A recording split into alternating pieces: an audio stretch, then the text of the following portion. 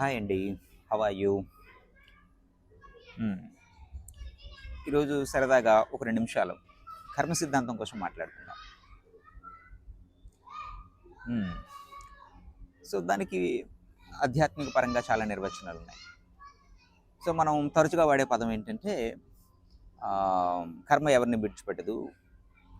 ఎవరి కర్మ వాళ్ళు అనుభవిస్తారు. అది వాస్తవమే గదా!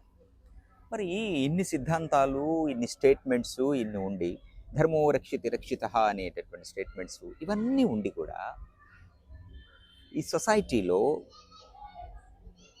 దాదాపు 75% పైగా ఇంత కరప్షన్, ఇంత అవినీతి, ఇంత దౌర్జన్యం, అధికార దాహం, ధన వ్యామోహం, ఇవన్నీ ఎందుకున్నాయి?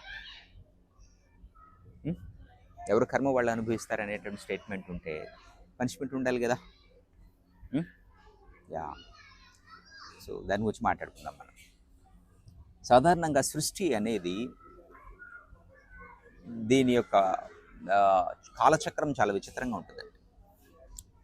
మనం అనుకుంటాం, సో ఇప్పుడు తప్పు చేసేవాడికి వెంటనే శిక్ష పడితే వాడు తప్పు చేయడం మానేస్తాడు కదా అనేది. కాలం నీకుంది, ప్రకృతికి లేదు. కాలం నీకుంది, విశ్వానికి లేదు.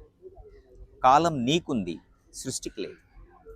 నువ్వు చేస్తావు, పుడతావు, మరణిస్తావు, పుడతావు, మరణిస్తావు. కాలం ఎప్పుడు అలానే ఉంటుంది.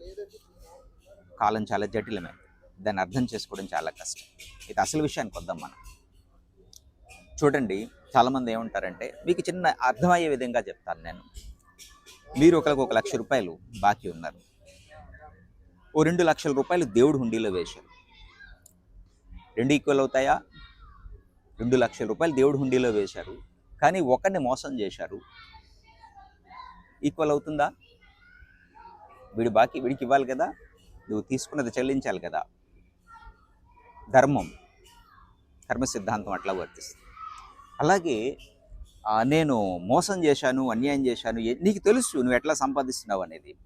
నేను ఆధ్యాత్మికంగా ఖర్చు పెడుతున్నాను, దేవుడు హుండీలో వేస్తున్నాను, లేదా అనాథ శరణాలయానికి నేను ఇస్తున్నాను, బ్యాలెన్స్ అవుద్ది అనుకుంటున్నావు నువ్వు. ఇంపాసిబుల్. అదే నువ్వు చేసిన పుణ్యకార్యానికి సంబంధించింది అనుభవించాలి. అదేవిధంగా నువ్వు చేసిన పాపకార్యానికి అనుభవించినటువంటి కర్మ అనుభవించాలి. కాలచక్రం అంటే అదే. సో 2 ఎప్పటికీ ఈక్వల్ కాదు. అప్పు అప్పే, ఆస్తి ఆస్తి. నువ్వు చేసిన ప్రతి పుణ్యానికి ఫలితం వస్తుంది, అలాగే నువ్వు చేసిన ప్రతి పాప కర్మకి కూడా ఫలితాన్ని అనుభవించాల్సిందే. అదే కర్మ సిద్ధాంతం.